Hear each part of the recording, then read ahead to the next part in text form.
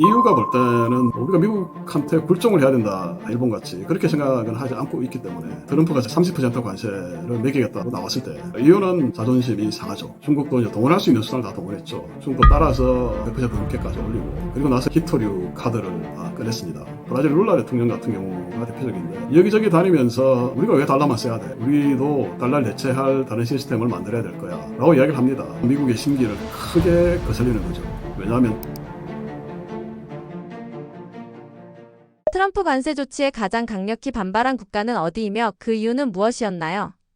당연히 중국에 대하여 미국이 굉장히 감정적이다, 상당히 좀 이해하기 힘들 정도다라고 할 정도로 강하게 때렸죠.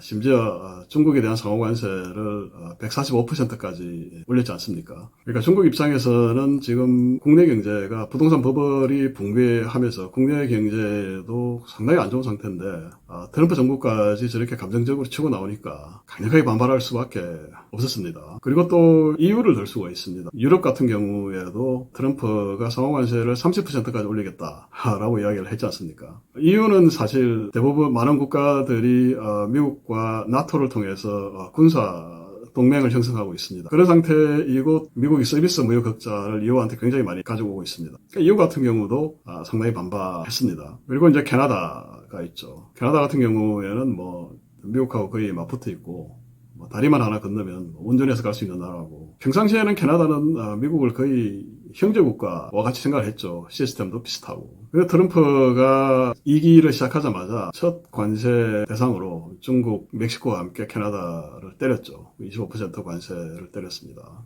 그런데 사실 캐나다는 좀 억울할 수 있는 게, 미국이 캐나다한테 많이 수입하는 게 목재라든지 원유라든지 미국이 사실 더 필요한 것들이 많습니다. 그러니까 그런 것들은 또 이제 특히 원유 같은 경우에 또 관세를 낮추고 했었죠. 그러니까 이런 나라들, 그러니까 중국을 제외하고는 동맹국이라고 생각했던 나라들이 미국이 세게 때리고 나오니까 상당히 지금 곤혹스러워지는 측면입니다. 특히 유럽 같은 경우가 상당히 흥미롭습니다. 그러니까 트럼프가 유럽하고 어떤 타결을 지을지 모르겠는데, 이 타결이 삐걱하면 유럽이 보복을 할 겁니다. 유럽의 경제 규모가 미국하고 비슷하기 때문에 유럽이 보복을 하고 나오면 1930년대에 대공황으로 이어졌던 스무트 홀리 관세같이 그렇게 안 좋은 영향을 글로벌 경제에 미칠 수가 있습니다. 중국은 트럼프 정부의 관세에 어떻게 맞대응했으며 그 전략적 의미는 무엇이었나요?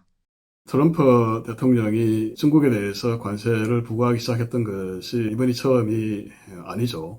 2017년도에 1기 정부에 집권하고 나서 그 해에 감세 정책을 시행을 했고요. 그리고 나서 2018년도부터 이제 관세를 부과하기 시작했는데 그 대상이 중국이었습니다. 대체로 이제 2018년도, 2019년도를 통해서 대략 한 평균 18% 정도로 중국에 대한 관세를 부과하고 있습니다. 그러니까 이제 중국은 거기에 대응하기 위해서 우회 수출을 많이 했습니다. 그래서 이제 중국에서 미국으로 직접 오는 그 수출 비중이 한 26%에서 절반 정도로 떨어졌죠. 중국 입장에서는 수출선을 다변화했다. 미국은 미국이 없더라도 우리가 큰 타격을 입지 않을 수도 있어. 그렇게 이야기할 수도 있지만 사실 그렇지는 않죠.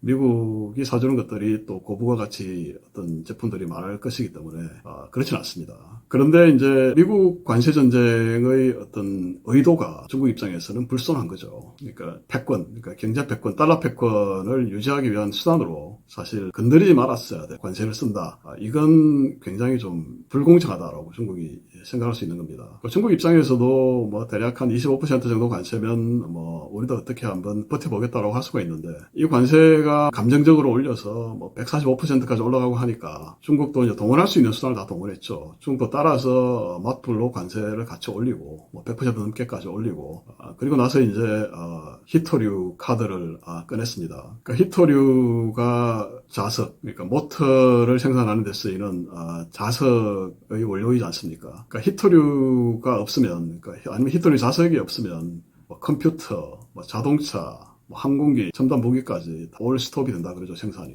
그 트럼프도 사실 이거는 곤란하지 라고 해서 이제 양보를 했던 것이고요. 그런데 1차 미중 무역 전쟁은 사실 휴전을 했습니다. 2019년도에 합의를 했어요. 페이스 1 어그리먼트라고 하는데 그 합의 내용은 중국이 미국 물건을 뭐 2천억 달러인가 이렇게 많이 사주고 그리고 이제 미국이 불만을 가지는 각종 비관세 장벽을 없애고 뭐 기술 절취, 지적재산권 보호 뭐 이런 문제들로 해결해 주겠다라고 약속을 했는데 사실 중국이 이 약속을 뭐 이행하기 싫어서 안 한 게 아니라 2020년도부터 이제 코로나19 팬데믹이 오면서 중국 여유가 없었죠. 제로 코로나도 하고 뭐 전 세계에서 가장 또 코로나 피해가 큰 국가였으니까요. 미국이 볼 때는 중국이 약속을 지키지 않았다라고 볼 수 있는 것이죠. 그리고 이제 무역수지 적자가 또 엄청나게 팽창해 버렸죠. 그래서 일단 양국 간의 어떤 관세전쟁, 무역전쟁은 단순히 어떤 경제적 이해관계의 어떤 충돌을 넘어선 향후 경제패권, 외교 안보적 헤게모니 장악을 위한 어떤 그 다툼, 이런 전략적 의미가 있습니다. 쉽게 해결되기 힘들고 또 단기적으로 끝날 상황도 아닙니다. 특히 트럼프의 마가는 어떤 그 중국에 대한 공포감도 느끼고 악의 집단으로 보기 때문에 고사작전을 쓰려고 할 겁니다. 트럼프 진영은 왜 그렇게 중국에 대하여 강경한 입장인가요? 트럼프가 생각하는 적정 관세율이 있을까요?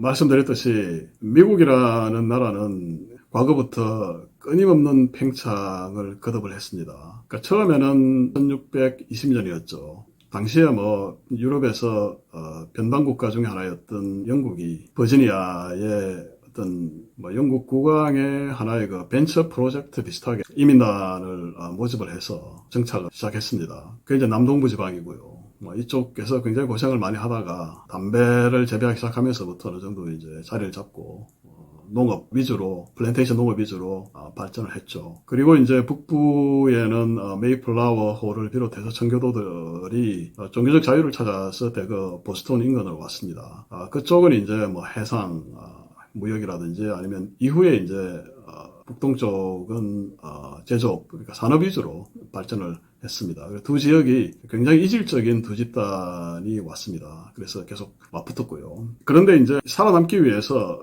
결국은 계속 인구가 늘어나니까 땅을 넓혀야 됐고, 그러니까 서부로 확장을 해 나갔죠. 그러는 사이에 이제 원주민들과도 분쟁이 생기고, 원주민들로부터 공격도 당하고, 가족들이 다 불타 죽기도 하고, 그러니까 외적에 대한 어떤 그 굉장한 공포감이 있습니다. 미국은 계속 팽창을 해서 결국 이제 북미 대륙, 캐나다를 제외한 북미 대륙을 차지를 했는데요. 캐나다도 이제 먹겠다고 1812년도에 쳐들어가려고 하기도 했죠. 그러고 나서 1차 대전을 거치면서 달러는 기축통화가 되고 2차 대전 거치면서 이제 뭐 경제패권 또 정치 외교적인 어떤 해결면허까지 장악을 했죠. 이런 상태에서 미국은 달러 패권과 또 미국의 어떤 그 외교적 헤게모니에 도전하는 국가들에 대해서 공포감을 가지면서 가만두지 않았습니다. 그러니까 처음에는 그것이 일본이었고요. 그 일본 경제가 무시무시했죠. 그래서 이제 레이건 때 슈퍼 301조를 동원해서 반도체 전자 산업에 대해서 100% 관세를 때려서 일본 반도체 산업을 완전히 그냥 초토화를 시켰죠. 그 덕분에 이제 한국과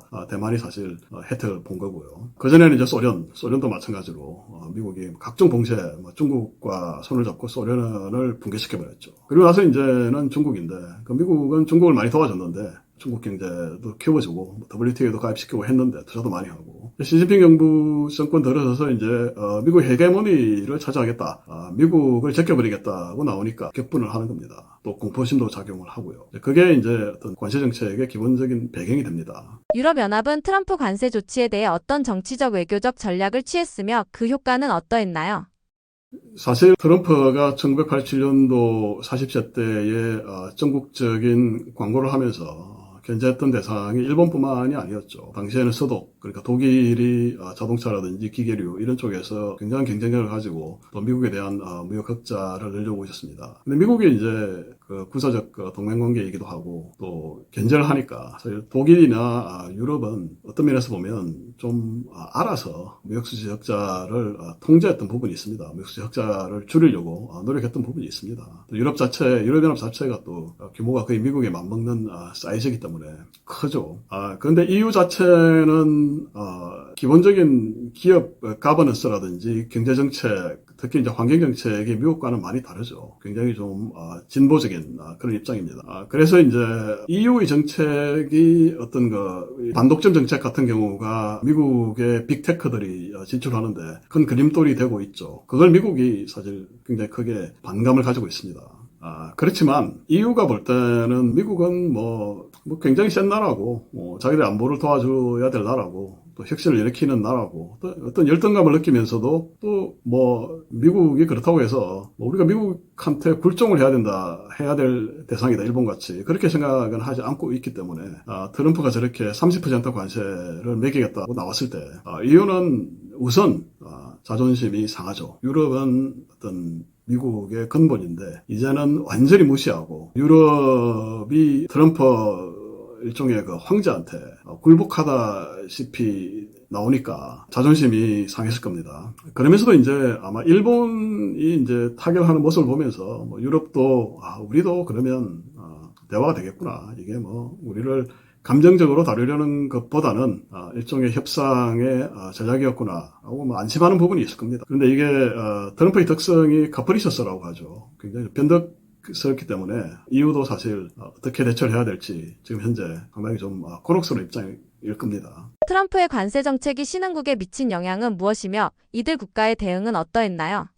네, 대표적으로 이제 신흥국을 대표하는 게 브릭스죠. 브라질, 러시아, 인디아, 중국, 남아공, 터키, 이런 나라들인데요. 이 브릭스 특징이 뭔가 하면, 나름대로는, 자기 구역에서, 패권자들입니다. 그러다 보니까, 자존심이 세죠. 그래서, 나름의 어떤 외교 안보적 패권을 유지하려고 하고요. 그 중에 하나가 러시아인데, 러시아가 나름의 어떤 패권을 보장받으려고 우크라이나를 쳐들어갔다가 미국한테 이제 각종 경제 제재, 스위프트 퇴출 이런 거를 당하는 걸 이제 보니까 충격을 받은 거죠. 특히 중국의 충격이 컸을 겁니다.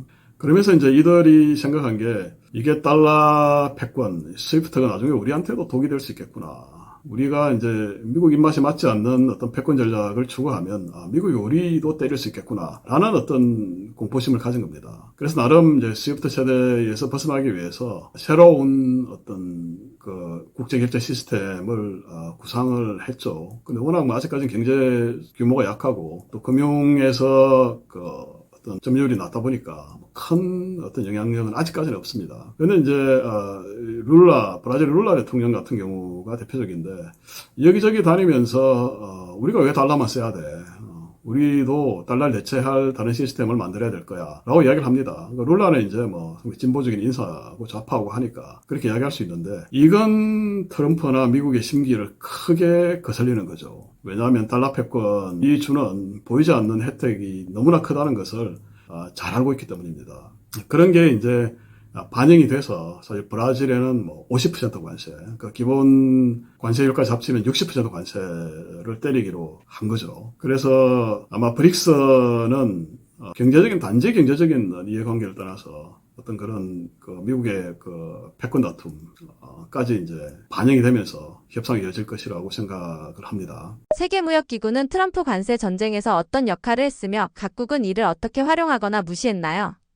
WTO는 트럼프 관세 전쟁에서 아무런 역할을 하지 못했습니다. 그러니까 WTO라는 것은 어떤 다자적 협상 기구죠. 그러면서 이제 무역 분쟁이 발생했을 때 제도적으로 해결하는 그런 목적을 위해서 이제 21세기가 시작할 때쯤 돼서 만들어졌는데요. 그전에는 가트라는 게 있었죠. 그러니까 관세와 무역에 대한 일반 협정.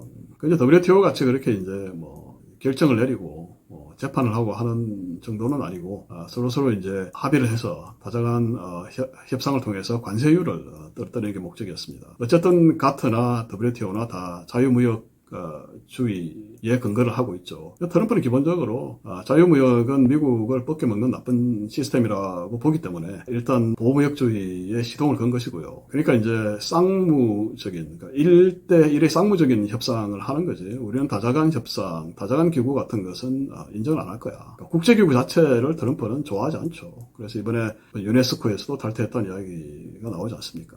트럼프 관세 정책 이후 각국은 어떤 방식으로 미국 의존 탈피 또는 무역 다변화를 시도했나요? 대표적으로 중국을 들 수가 있죠. 중국 같은 경우에는 베트남이나 동남아시아 뭐 남미 이런 나라들의 우회 수출을 했죠. 그런 나라들에 먼저 수출을 한 다음에 약간 가공을 해서 이른바 태그 갈아 끼우기 방식을 통해서 중국의 원산지를 숨기는 방식으로 수출을 많이 했다고 여겨집니다. 이걸 이제 미국이 알아채고 철저하게 이제 봉쇄하려고 하고 있습니다. 그러니까 이제는 어떤 미국이 그런 꼼수에 넘어가지 않는다는 것을 알았고 트럼프의 성향이 또 굉장히 일방적이라는 것을 알고 있기 때문에 일단 다들 꼬리를 내리고 협상을 하려고 하는 그런 분위기입니다. 이렇게 관세는 사실 어떤 하나의 그 국가가 세금을 올린다라는 그런 차원의 문제가 아닙니다. 관세는 아까 말씀드렸듯이 수출업자, 또 수입업자, 소비자, 정부 정책 모두에 영향을 줍니다. 그리고 관세는 또 물가와도 연관이 있습니다. 또 물가가 오르면 또 경기가 나빠집니다. 그러면 또 금융시장에 영향을 받죠. 그러니까 관세 하나가 사실은 블랙스완 같은 효과를 내서 전체 경제 시스템을 헛떨어뜨리고 또 금융시장에도 큰 악영향을 줄 수 있습니다. 그래서 어떤 관세의 역사적으로 어떤 일이 났는지, 향후에 어떻게 전망이 되는지에 대해서 공부할 필요가 있습니다. 그리고 저희 책 관세 이야기가 그런 어떤 궁금증을 해소하는데 아마 어느 정도 도움이 될 것이라고 생각을 합니다. 감사합니다.